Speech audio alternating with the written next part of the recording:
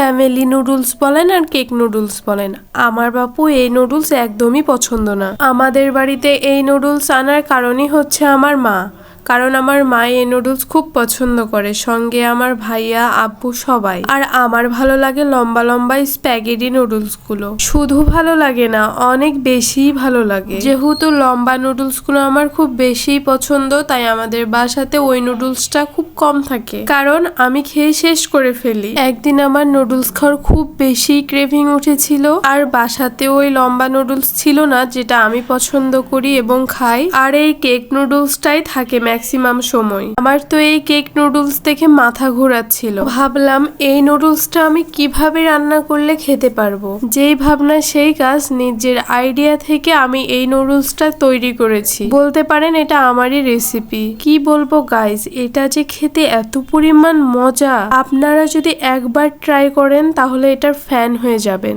আর এই কাঁচা মরিচটা নুডলসের সাথে মাখিয়ে খেতে যে একটা ফ্লেভার বের হয় মারাত্মক লেভেলের। আর আমার এই নুডলসের রেসিপি আমি আপনাদের সঙ্গে কোনো এক সময় শেয়ার করব ইনশাআল্লাহ।